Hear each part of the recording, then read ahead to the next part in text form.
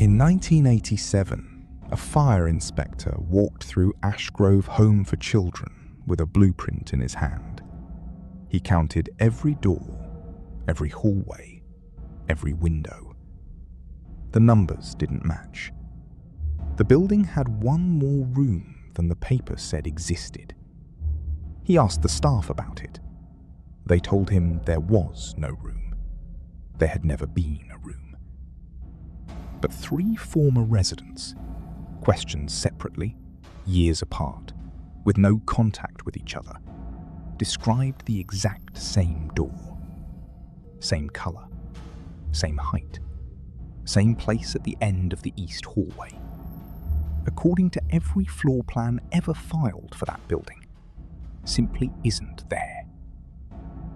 This is the story of that room, and the people who say it took something from them. Ashgrove Home for Children sat on the edge of a small town, the kind of place where everyone knew everyone, and the orphanage was simply the home, never named, just understood. It was built in 1952.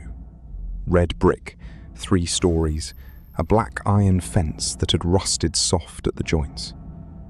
For 35 years, it took in children whose parents had died, vanished, or given up. Some stayed a week, some stayed until they aged out. Records show it operated under normal county oversight, routine inspections. Nothing on paper suggests anything unusual, which is exactly why what happened in 1987 stands out. That year, a new fire code required every group home in the county to be resurveyed. A young inspector named Daniel Reyes was assigned to Ashgrove. His job was simple: walk the halls, mark the exits, compare what he saw to the blueprint on file since 1952. He later described the job as the most boring assignment I'd had all month. It didn't stay boring. The blueprint showed 2 staff offices, a kitchen, a dining hall, 10 bedrooms, and a supply closet on the east wing. Reyes walked the east wing, counting doors as he went. He counted 11. He recounted 11 again. At the very end of the hallway, past the last listed bedroom, there was a door. Plain, painted the same beige as every other door in the building. No number, no sign. He asked the woman escorting him, a staff supervisor named Carol Whitfield, what was behind it. She told him it was a maintenance closet, not worth noting. He asked to see inside. She said the key had been misplaced. Reyes wrote it down as a minor discrepancy and moved on. In his own words later to a local reporter, "I had 40 more buildings to get through that month. I didn't have time to fight over a closet." That single line in his inspection file might have been forgotten forever, except that Ashgrove closed only 2 years later in 1989, following a funding cut. The children were placed in other facilities across the state. The building sat empty. And that's when the stories started reaching people who had never met each other. The first account came from a woman named Renee Ashford, who had lived at Ashgrove from age 7 to 11.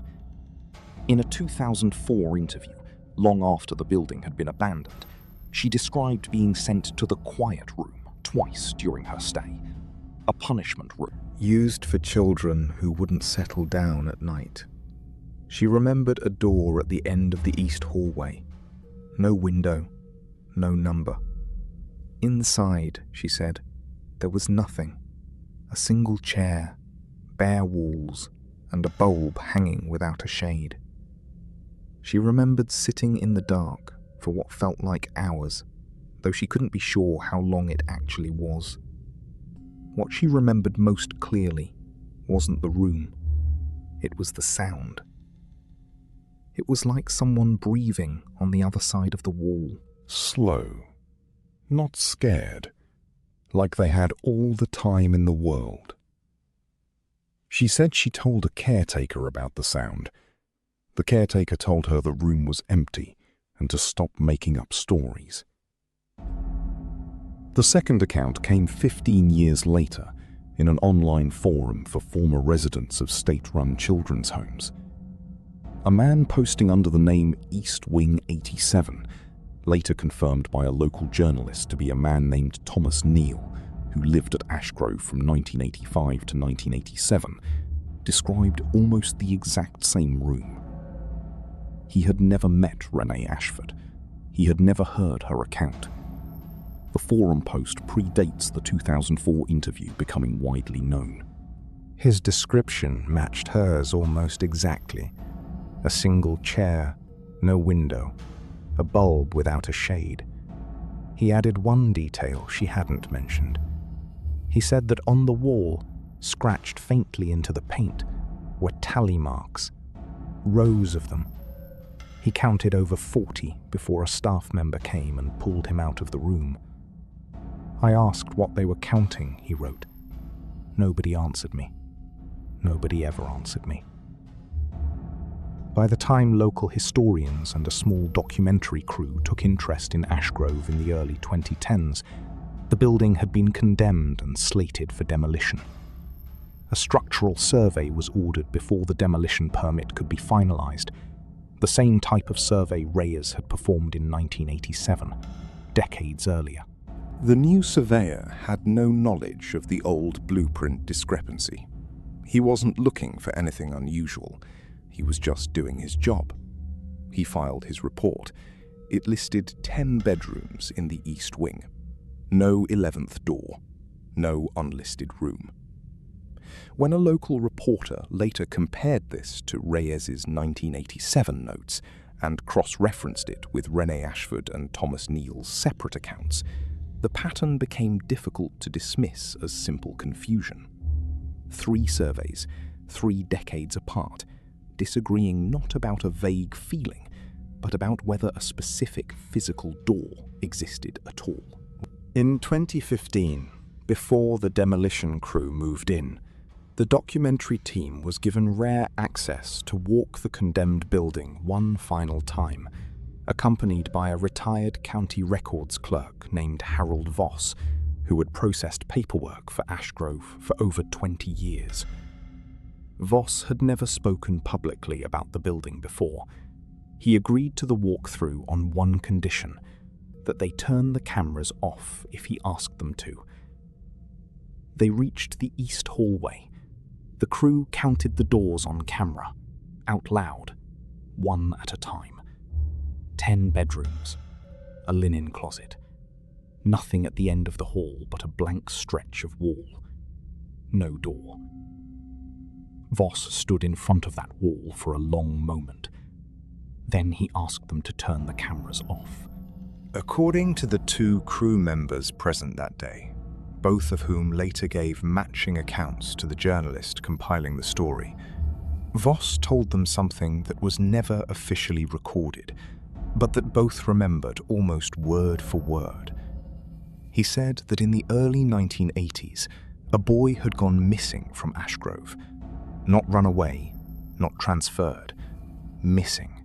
No discharge paperwork, no new placement, no explanation filed with the county. Just gone from the records between one report and the next. Voss said he had been told, by a supervisor long since passed away, to simply update the paperwork and not ask further questions.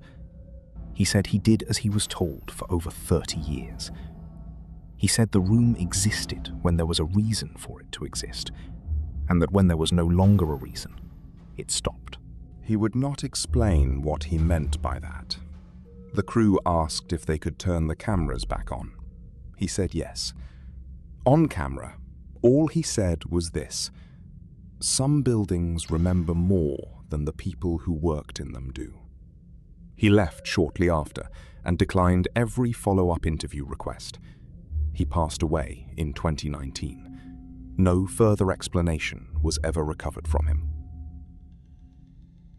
The building was demolished later that year. No hidden room, no hidden remains, and no missing child were ever found in the rubble. The county has no record of a missing boy matching Voss's account, though county record-keeping from that era is, by the county's own later admission, incomplete. There is no definitive proof the room ever existed as anything more than a maintenance closet, misremembered and exaggerated over decades by frightened children and a fading old man. That is the simplest explanation, and quite possibly the true one. But it does not explain how a fire inspector in 1987 and a girl and a boy who never met each other, years apart, described the exact same door, down to the bulb without a shade, in a hallway where two separate professional surveys, 30 years apart, agree that no such door was ever there. Somewhere in a filing cabinet in that county, there are 3 blueprints of the same building. 2 of them agree with each other. 1 of them doesn't. And nobody has ever explained why the one that doesn't agree is the one drawn by a man standing inside the building, counting doors with his own hands. If a room is never on the map, but 3 strangers can still describe its exact door, was it ever really unlisted? Or was it simply waiting to be forgotten by everyone who could prove it was real?